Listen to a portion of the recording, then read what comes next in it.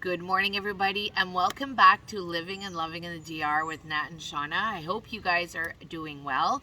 Our last video came straight from the pool, which is actually right in front of Right in us. front of us, right in front of us. And I'm leading off with a comment that I got in that video where somebody said, wow, nice life, must be nice. Yeah, It is. it is nice, but what people don't understand is that we're not at an all-inclusive resort. We're not staying and being Yeah. catered to like you would when you're on vacation, right? Like when people think coming to the DR, most people think going to an all-inclusive, all your meals being prepared for you. Yeah.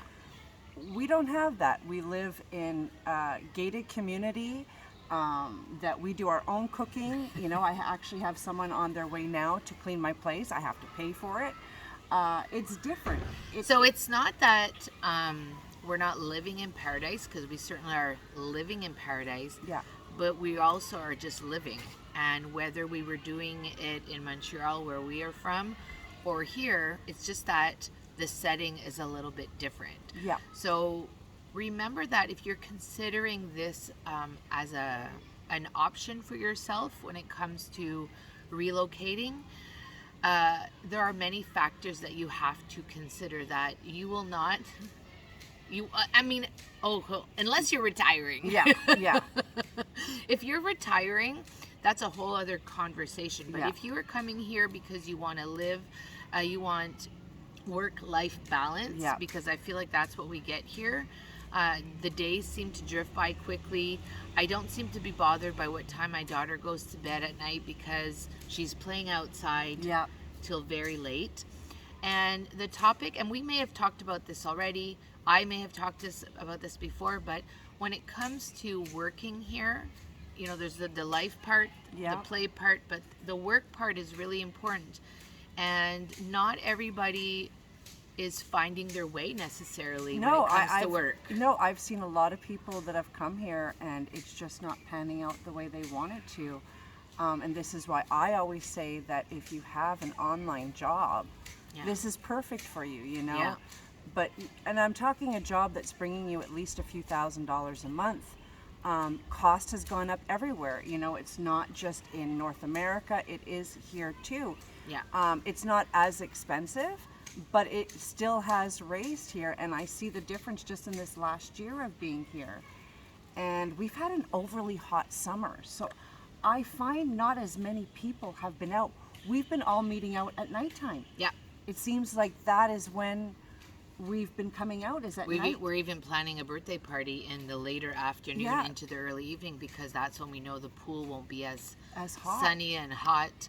It's mid-October and the pool still feels like a warm bath it's at 8 p.m. mid-September. Oh, it's mid-September. It's mid-September. Mid-September, sorry. And I'm it like still bouncing feels like a ahead. bath. Yeah. But if you look online on the news, apparently there is this heat dome that is over our area. And, Okay. Puerto Rico's in there. There's a few of the Caribbean islands, and it's this heat dome. We've had consistent heat for months now. Like we haven't had that break. We really Yeah. haven't.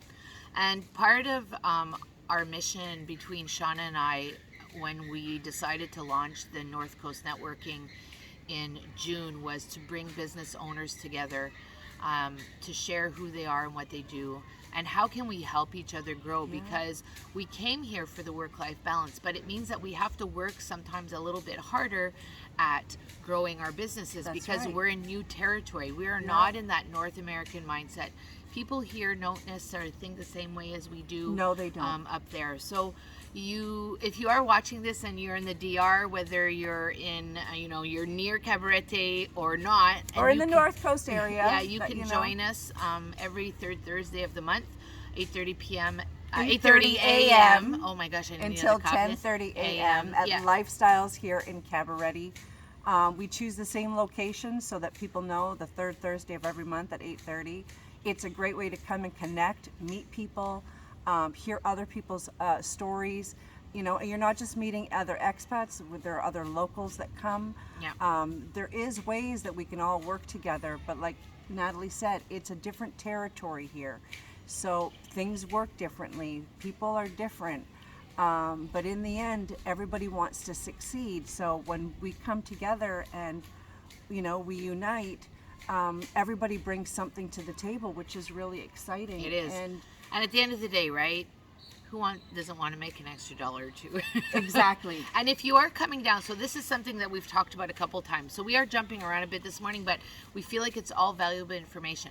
One of the top questions I saw today in one of the group chats was, when I come on vacation, do I need to bring cash? And cash is king here. Yeah, cash is very king. Very king. So if you are coming down, and other people will have other opinions about this, but yes, can you use a credit card? There are some places that will allow you, grocery stores. Yeah, the grocery some stores, restaurants. some restaurants, not all of them, restaurants. A lot of them are cash only. But cash is what you need to bring. So if you're coming from the States, bring U.S. cash. If you're coming from Canada, you know what? can Bring the Canadian dollar and just exchange it. Yeah. Because once you exchange from Canadian to U.S., you're paying an exchange rate and a fee. Then once you change it from U.S. to pesos, you're paying another fee. So it's honestly just worth it to just transfer your current currency into the Dominican peso. Yeah, and the local people will appreciate that you have the pesos. It's so much easier for them to manage. They don't have, I mean, they are used to doing the calculations, whatnot, but also it is easier for them to, it's much easier. And a lot of things, really the only thing that's really in U.S.